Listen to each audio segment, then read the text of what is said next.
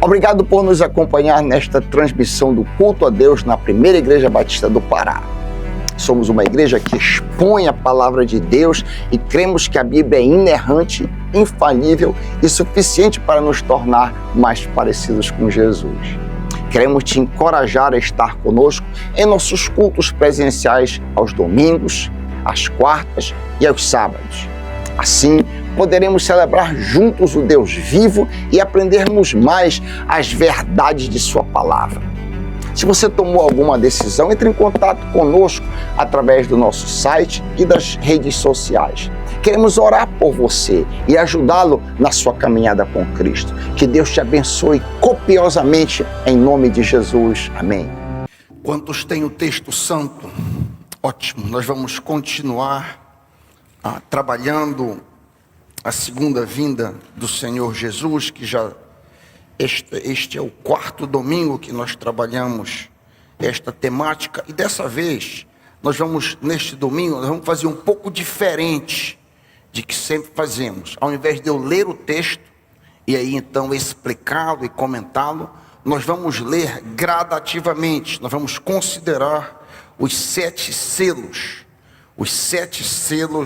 em Apocalipse capítulo 6. De volta para Apocalipse capítulo 6, e nós vamos lendo e comentando ao longo do caminho. Pai, fala conosco, edifica-nos, encoraja-nos, Pai.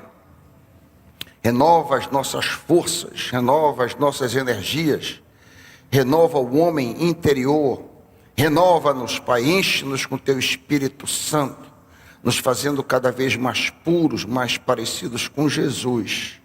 Pai querido, não permita que desfaleçamos em meio às tribulações. É a nossa oração, em nome de Jesus. Amém.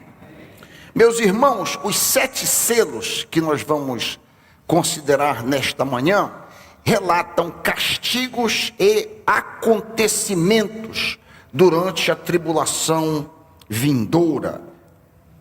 Vamos nos voltar então para os 2 primeiros versículos, Apocalipse 6, versículo 9, acompanha na tua Bíblia. Observei quando o Cordeiro abriu o primeiro dos 7 selos, João falando. Então ouvi um dos seres viventes dizer com voz de trovão: vem! Olhei e diante de mim estava um cavalo branco. Seu cavaleiro empunhava um arco. E foi-lhe dada, presta atenção, foi dada a ele uma coroa. Ele cavalgava como vencedor, determinado a vencer. A Ara diz vencendo e para vencer. Vale comparar essa descrição do cavalo branco, aqui que nós acabamos de ler, no rompimento do primeiro selo, com a descrição do cavalo branco em Apocalipse 19. Há um outro relato ali a respeito de um cavalo branco. Se você quiser, deixa aí um dedo em Apocalipse 6 e dá uma olhada muito rapidamente, que há uma descrição muitíssimo parecida com essa. Apocalipse 19, 11 em diante. Hoje é exercício de Bíblia aqui. Deixa um dedo, vai para Apocalipse 19. Diz então João outra vez: vi o céu aberto, e diante de mim um cavalo branco, cujo cavaleiro se chama Fiel e Verdadeiro. Ele julga e guerreia com justiça. Seus olhos são como chamas de fogo, e na sua cabeça há muitas coroas, e um nome que só ele conhece.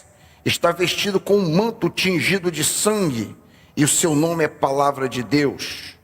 Os exércitos do céu o seguiam, vestido de linho fino, branco e puro, os santos, montados em cavalos brancos. Sempre que está descrito vestido de linho fino, se refere à vestimenta dos santos, porque o linho são as obras justas dos santos neste mundo.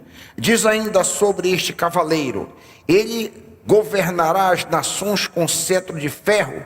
Ele pisa o lagar do vinho do furor da ira de Deus Todo-Poderoso. Em seu manto, em sua coxa, está escrito esse nome: Rei dos Reis e Senhor dos senhores. O cavaleiro aqui, Apocalipse 19, 11 e 16, é claramente Jesus Cristo ressuscitado e vindo em glória. Na abertura dos selos, que nós vimos em Apocalipse 6, vemos que ali existe um cavaleiro, aspas, a quem foi dado uma coroa, ou seja, ele não obteve a coroa. A coroa não é dele, foi permitido que ele tivesse essa coroa. Contudo, como eu disse, há uma semelhança muito grande entre este cavaleiro e Jesus no capítulo 19. Esse cavaleiro aqui do capítulo 6 monta um cavalo branco, está armado com um arco e cavalga como vencedor. Vemos aqui uma imitação de Jesus, alguém que está agindo como Cristo, alguém imitando a Jesus. O contraponto, o espelho desse texto, o espelho de Apocalipse 6, é Mateus 24, onde nós lemos que os discípulos perguntaram a Jesus a respeito de sua vinda, e a resposta dele é apresentada em seguida: cuidado, que ninguém vos engane. Nós já vimos que a enganação será o maior sinal da vinda de Cristo, pois muitos virão em meu nome, disse Jesus, dizendo, eu sou Cristo, e enganarão a muitos. O cavalo branco apresentado no primeiro selo corresponde ao aparecimento de falsos cristos, que culminará eventualmente no anticristo. Grande quantidade de pessoas que não conhecem a Bíblia, nem amam a verdade, serão enganados por este grande líder, pensando estar seguindo alguém maravilhoso. Teremos um período de grande paz, por isso o cavalo é branco. O branco está sempre associado com a paz. Teremos um período de grande paz, representada pela cor branca, mas será uma paz falsa. Uma coisa que nos impressiona de cara aqui é o controle de Deus sobre toda a situação. Observa comigo, volta para Apocalipse 6. Observa comigo a expressão foi dado. Aparece no versículo 2, nós acabamos de ler. Aparece de novo no versículo 4, acompanha comigo. Saiu outro cavalo vermelho e seu cavaleiro foi-lhe dado tirar a paz. Mais adiante, também lhe foi dada uma grande espada. Observa de novo no 8 comigo, o mesmo diapasão, no 8, bem no meio. O inferno estava seguindo e foi-lhes dado autoridade. Há uma grande lição aqui. Nessas três ocasiões aparece sempre algo maléfico, mas o diabo é cachorro na coleira. Eu nunca esqueci, a primeira vez que eu vi essa expressão da boca do pastor Maninho, eu nunca esqueci isso. O diabo é cachorro na coleira, ele vai até onde lhe é permitido. E então a gente pode tirar aqui uma grande lição. Deus tem controle e permite todo mal ou bem sobre nós. Ele permite coisas que nós não gostamos e coisas que gostamos. Ele permite, só acontece conosco as coisas que ele permite, amém? Quando Pilatos disse a Cristo que tinha autoridade para libertá-lo ou crucificá-lo, a resposta de Jesus é tremenda. Ouçam, João 19, 11. Jesus, todo ensanguentado, o rosto esfacelado, sangrando, ele disse para ele, não terias nenhuma autoridade sobre mim, se esta não te fosse dada de cima. Que coisa, hein? Tu estás vendo isso que está acontecendo comigo? Está sendo permitido. Quando algum mal, você passar por uma tribulação, você for até insultado, vandalizado, assaltado, saiba que essa situação está sendo permitida, não está fora do controle do Senhor na sua vida. É Deus quem permite. No nosso caso aqui, espíritos que enganem atuando neste mundo e enganando as pessoas. Todo crente que acha que não necessita lutar pela verdade, mas apenas viver em paz e amor com as pessoas, é um grande candidato ao engano. Se você acha que você pode conviver na sua repartição, no seu colégio, entre a sua família, se você acha que você pode viver sem se posicionar, você é um excelente candidato ao engano. Eu sou claro? Amém? Lemos em 2 Tessalonicenses 2 que Deus envia um poder sedutor, a fim de que creiamos na mentira e sejamos condenados. Por quê? Porque não tivemos prazer na justiça ou na piedade. Este engano, representado pelo cavalo branco, culminará, como eu já disse, na chegada do anticristo. A maioria das pessoas pensará e o verá como salvador do caos em que o mundo se encontra. É interessante, eu vejo aqui até um paralelo. Hitler, em grande medida, foi visto assim. A Alemanha estava mergulhada no caos. A Alemanha, entre a Primeira e a Segunda Guerra, antes da Segunda Guerra, estava num caos total. E Hitler era visto como essa figura salvadora. É um pequeno paralelo de um pequeno anticristo. O anticristo virá em um cavalo branco tal qual o nosso Cristo. Mas isso não deve nos causar surpresa, pois a Bíblia diz que o diabo se transmuta em anjo de luz. Diz mais ainda o texto que lemos. Eu não sei se o Jander pode tirar esse eco que está me perturbando. Eu não sei se você prestou atenção no verso 2, que diz que o cavaleiro, aspas, saiu vencendo e para vencer. Nesses últimos dias, Satanás tem vencido o homem, portador da imagem de Deus. E tem vencido o homem completamente, com drogas, ideologias de toda espécie, transgenderismo e uma loucura generalizada, como eu penso que nunca tem havido. A pessoa crê que um boneco de borracha, reborn, é uma criança. Isso é uma loucura, isso é uma insanidade. O diabo tem vencido o homem de muitas formas. Nos versos 3 e 4, acompanha comigo, volta lá para Apocalipse 6, o próximo selo é quebrado. Verso 3, quando ele abriu o segundo selo, ouvi o segundo ser vivente dizer, vem, e saiu outro cavalo, um cavalo vermelho, e ao que estava montado nele foi dado que tirasse a paz da terra. Observa que no primeiro selo a paz é estabelecida, uma falsa paz. Aqui é dado o direito de que essa paz seja removida, de modo que os homens se matassem uns aos outros, e foi-lhe dada uma grande espada. Aqui a imagem do vermelho é uma imagem de guerra. A cor vermelha retrata sangue, e a espada retrata a grande matança. O segundo sinal foi informado por Jesus no espelho, Mateus 24, 6 a 7. Lemos, e ouvireis falar de guerras e rumores de guerras. Não vos perturbeis, porque forçoso é que assim aconteça, mas ainda não é o fim. Porquanto se levantará nação contra nação, e reino contra reino.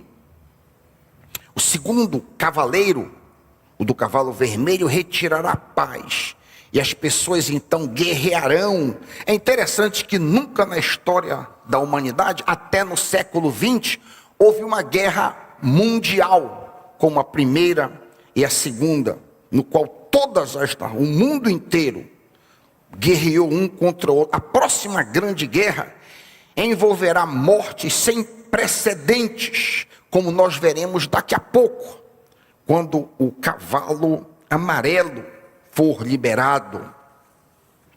Adiante, a abertura do terceiro selo acontece nos versos 5 e 6, acompanha comigo. Quando o cordeiro abriu o terceiro selo, ouvi o terceiro ser vivente dizer, vem. Olhei e adiante de mim estava um cavalo preto. Seu cavaleiro tinha na mão uma balança. Então ouvi o que parecia uma voz entre os 4 seres viventes dizendo, aspas, 1 quilo de trigo por 1 denário e 3 quilos de cevada por 1 denário, mas não danifique o azeite e o vinho. Essa linguagem aí, veja, toda a linguagem aqui é metafórica. O cavalo preto aponta para fome e escassez de comida, fome e escassez de alimento.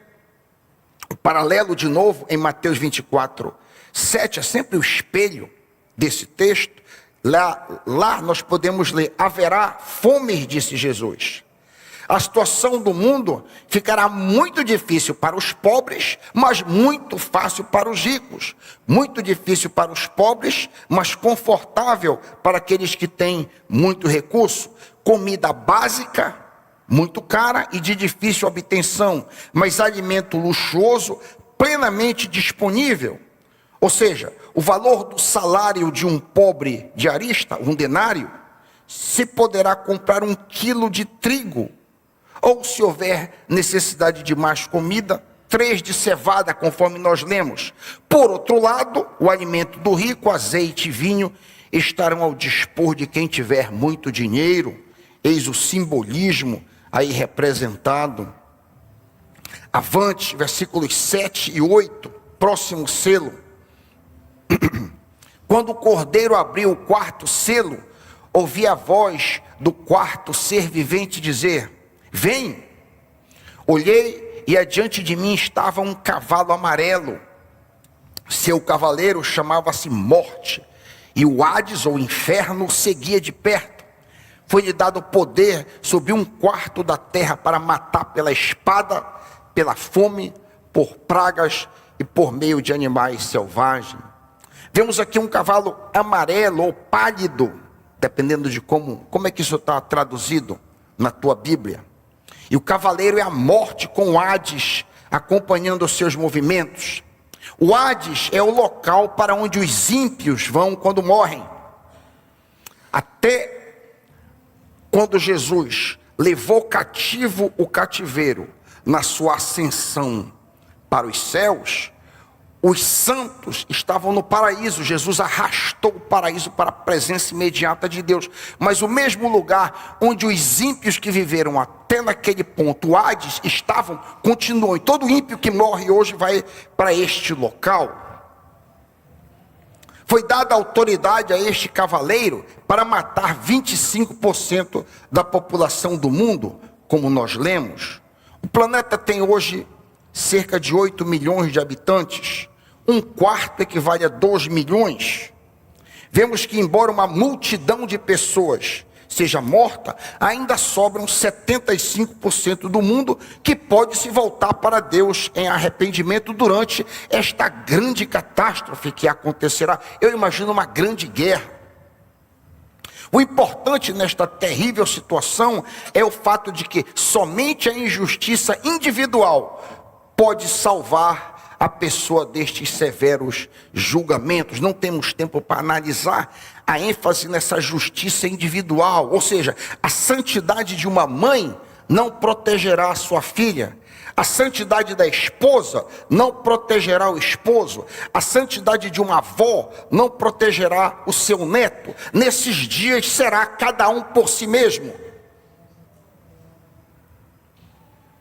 Traz esperança ao crente o Salmo 91, no meio da maior destruição que o planeta viu até aquele momento, 25% de mortos.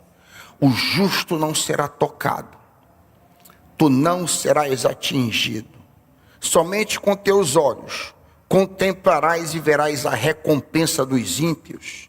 Nenhum mal te sucederá, Salmo 91.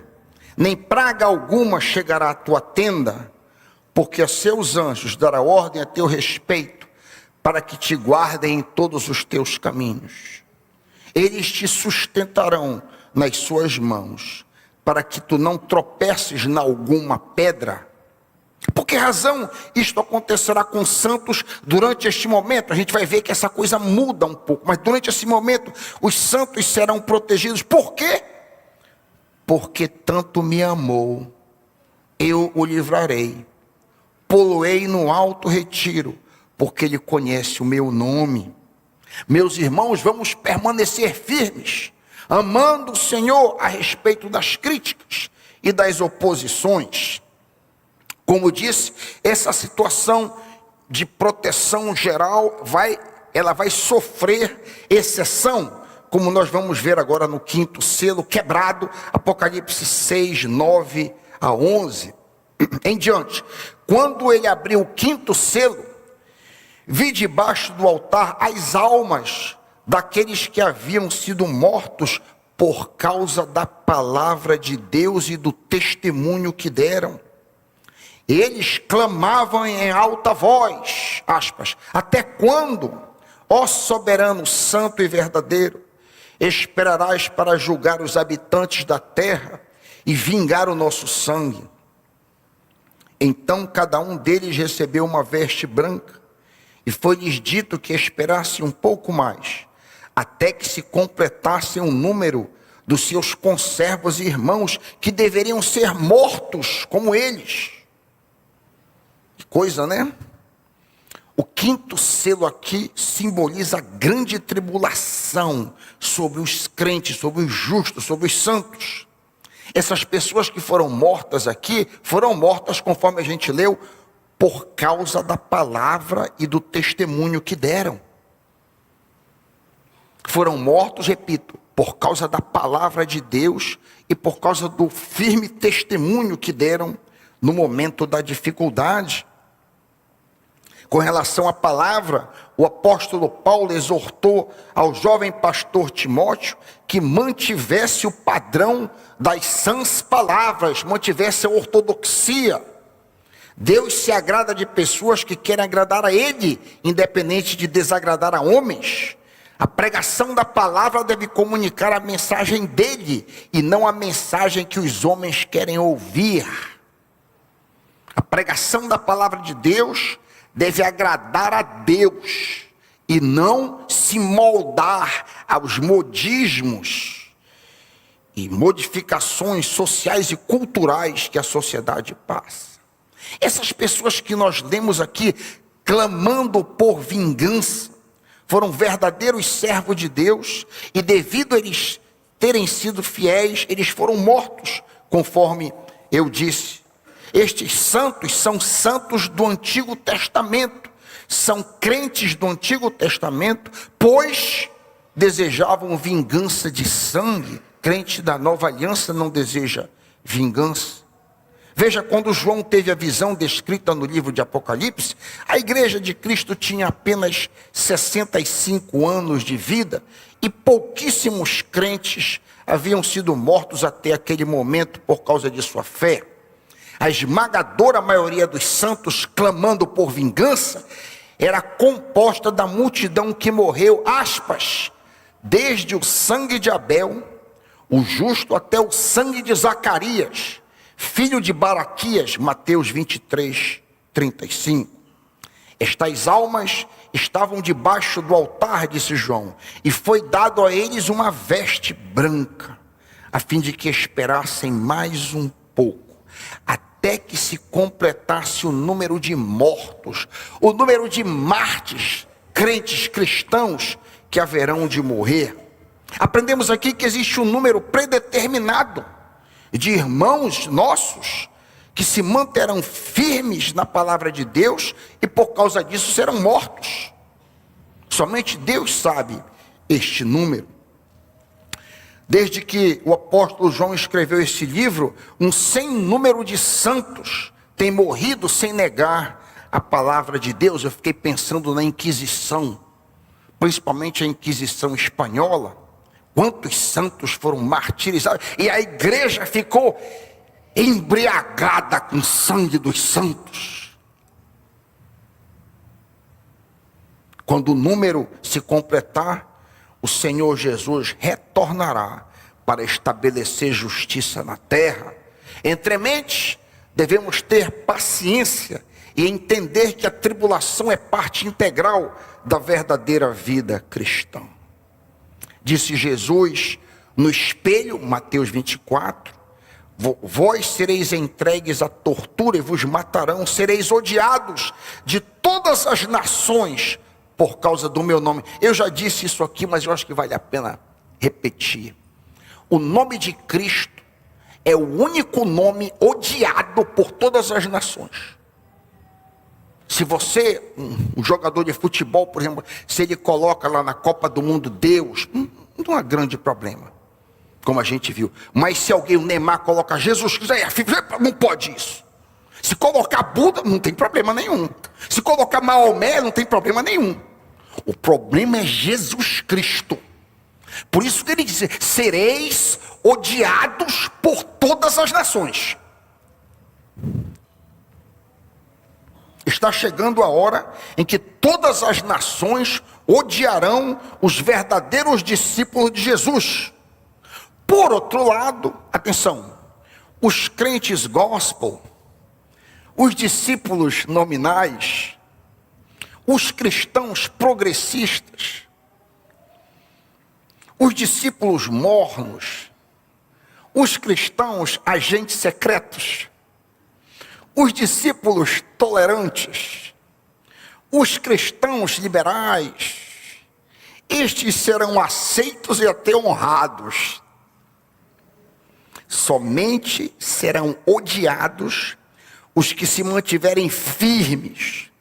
Estes cristãos, aspas, venceram pelo sangue do Cordeiro e pela palavra do testemunho que deram. Diante da morte, não amaram as suas próprias vidas. Apocalipse 12, 11. Devido à intensa tribulação, muitos abandonarão a fé e buscarão abrigo em igrejas tolerantes, igrejas liberais, igrejas que não sejam tóxicas. Me lembro um tempo atrás aí, durante um período de política, e a gente perdeu vários membros aqui da igreja, e eu andei recebendo umas notas de pessoas que receberam e encaminharam para mim. A pessoa não mandou direto, foi encaminhado. Eles disseram, eu estou saindo da PIB do Pará porque a igreja é muito tóxica. Nós não pregamos, eu, pastor André, pastor, não pregamos nada diferente do que todos os outros pastores que passaram aqui. Ficou tóxica agora? E essa pessoa que escreveu isso é membro antiguíssimo, os pais dele foram membros, mas se tornou tóxica. Somente os cristãos que ficarão firmes, inabaláveis, sem se corromper com opiniões e modismos morais e éticos que são propostos pela nossa sociedade. Esses é que vencerão, embora possam até pagar com a própria vida para isso. O último selo está descrito em Apocalipse 6, 12 a 17. Vem comigo, Apocalipse 6, 12 a 17. Observei quando ele abriu o sexto selo. Houve um grande terremoto, o sol ficou escuro, como tecido de crina negra. Toda a lua tornou-se vermelha como sangue, e as estrelas do céu caíram sobre a terra como figos verdes caem da figueira quando sacudidos por um vento forte. O céu foi se recolhendo como se enrola um pergaminho, e todas as montanhas e ilhas foram removidas de seus lugares. Então os reis da terra, os príncipes, os generais, os ricos, os poderosos, todos os homens, quer escravos, quer livres, esconderam-se em cavernas e entre as rochas nas montanhas. Eles gritavam, caiam sobre nós, escondam-nos da face daquele que está sentado no trono e da ira do Cordeiro, pois chegou o grande dia da ira, e quem a poderá suportar? Neste selo aprendemos a respeito da ira de Deus derramada sobre a terra. Veja, a tribulação sobre nós é a ira do inimigo, a ira do diabo e a ira do homem contra os verdadeiros cristãos. Deus nunca nos prometeu proteger em todas as situações desse tipo de tribulação. Milhões de cristãos verdadeiros têm sido afligidos por tribulações indizíveis nestes 2000 anos de cristandade. Deus tem permitido que eles sofram essas tribulações de forma a honrar o nome de Jesus. Todavia, a ira de Deus aqui descrita não é para os discípulos do Senhor Jesus. No 6º selo encontramos pela primeira vez a expressão ira, repito, se referindo à ira de Deus e do Cordeiro. Temos aqui um contraste com a tribulação descrita no 5º selo, que é a ira do homem instigada por Satanás. Imediatamente antes do derramamento da ira de Deus, os discípulos de Jesus serão arrebatados para se encontrarem com o Senhor nos ares. Como será esse arrebatamento? Eu estava falando sobre isso 1 ou 2 sermões atrás, dentro desse tema, e um irmão aqui da igreja, bem intencionado, mandou uma nota para mim. Pastor Raik, e aquele texto que diz, um será deixado e outro será levado. Uma mulher vai estar numa roda e a outra vai ser suspensa. Como é que fica? Boa pergunta, né?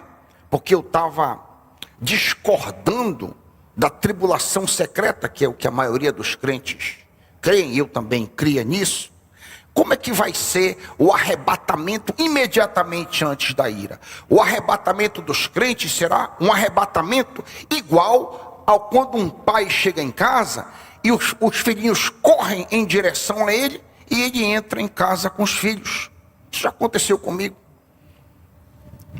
Felizmente meus filhos não são muito de correr para mim quando eu chego, mas eu já vi muitos pais que têm essa alegria. Mas 1 ou 2 vezes a Radassa correu até mim, lá da porta, e nós entramos corredor adentro, juntos. Essa é uma imagem de como será o arrebatamento para livrar os crentes da ira, não dos homens, não do diabo, mas para livrar os crentes da ira de Deus derramada sobre este mundo. Esse arrebatamento que eu estou me referindo está descrito em Mateus 24, se você quiser olhar comigo, Mateus 24, 29 a 31, eu li esse texto logo no começo deste culto, bem cedo, antes de abrirmos o culto. Mateus 24, 29 a 31.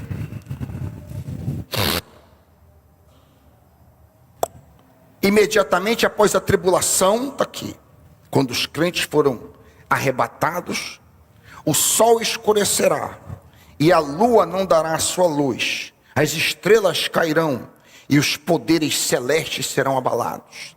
Então aparecerá no céu o sinal do Filho do Homem. Todas as nações da terra verão o Filho do Homem. Não há nada de secreto aqui. Vindo sobre as nuvens com poder e glória.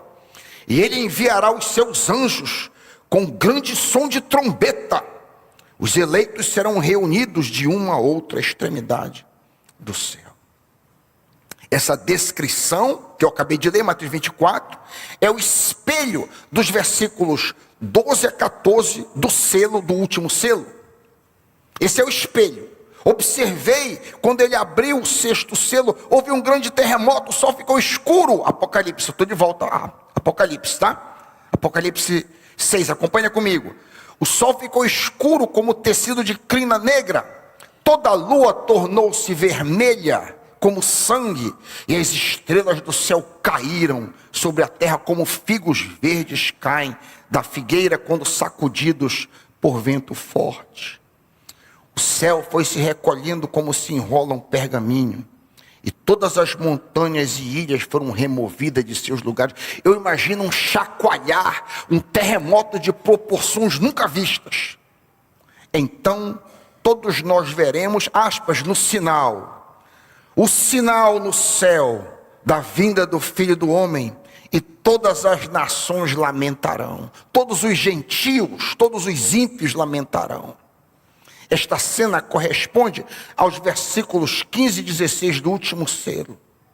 Então os reis da terra, os príncipes, os generais, os ricos, os poderosos, todos os homens, quer livres, quer escravos, quer servos ou quer patrões, esconderam-se em cavernas, entre as rochas, gritavam: caiam sobre nós, escondam-nos da face daquele que está sentado no trono e da ira do Cordeiro. Sabe, meus irmãos, quando a gente lê a carta de Paulo, a correspondência aos Tessalonicenses, que o pastor Isaías está expondo aqui às quartas-feiras, a gente vê um retrato de Jesus, do Jesus que virá, muito diferente do Jesus bonzinho, bacana, carpinteiro, que aqui viveu. Leia Tessalonicenses, se eu não me engano é 2 Tessalonicenses, logo no começo, diz que Jesus volta em bola de fogo, tomando vingança contra todos que não creem no santo evangelho. Vocês conhecem esse texto? É um Jesus muito diferente do Jesus que aqui viveu, como homem humilde. Eu vou até, se eu não me engano, ou é 1ª ou é 2 Tessalonicenses, logo no começo. Eu estou me referindo a isso, está fora do script, porque esse retrato é 2ª, exatamente, eu estava certo. 2 Tessalonicenses, o retrato mostrado da volta do Cristo é muito diferente do Cristo que aqui esteve. Olha o que diz aqui Paulo escrevendo aos Tessalonicenses, 2ª carta, a partir do versículo 7. Do céu se manifestará o Senhor Jesus com os anjos do seu poder. 8, em chama de fogo, tomando vingança contra os que não conhecem a Deus e contra os que não obedecem ao evangelho do nosso Senhor Jesus Cristo. É um Cristo totalmente diferente. É um Cristo cujo discípulo mais íntimo, João, o discípulo que se deitou no peito do Senhor Jesus na ceia, lembram? Quando Jesus disse: alguém vai me trair. E aí então Pedro fez sinal para ele, aí pergunta quem é. Imagina, e Jesus, imagina, olhando para o lado, Pedro, e diz o texto que João estava deitado no peito do Senhor Jesus. Ele levantou e disse: quem é? Olha a inocência de João, né? Quem é, Senhor, que vai te trair? Esse discípulo, o mais íntimo, o mais pessoal, o mais amigo, por assim dizer, do Senhor Jesus, se você lê o encontro que ele tem com Jesus, em Apocalipse 5, diz lá o texto, que ele cai como morto quando ele enxerga. Quando ele enxerga o Cristo ressuscitado, ele cai como se estivesse morto diante do... É um Cristo totalmente diferente, glorioso, guerreiro e maravilhoso Deus, a 2ª pessoa da Trindade, que assim voltará, vindo sobre as nuvens com poder e grande glória. Todos os habitantes da terra verão o Filho do Homem vindo nas nuvens do céu. Essa sequência está descrita em 1 Tessalonicenses, eu acabei de ler 2ª. Dada a ordem, 1 Tessalonicenses 4,16. Com a voz do arcanjo e o ressoar da trombeta de Deus, o próprio Senhor Jesus descerá do céu e os mortos em Cristo ressuscitarão primeiro. E nós, os que estivermos vivos, nos reuniremos com Ele e iremos sobre as nuvens com poder e grande glória. Temos aqui o arrebatamento dos crentes imediatamente após a grande tribulação e antes da ira do Cordeiro que será derramada. Daí em diante estaremos para sempre com o Senhor. Consolai-vos, pois, com estas palavras em nome de Jesus. Amém.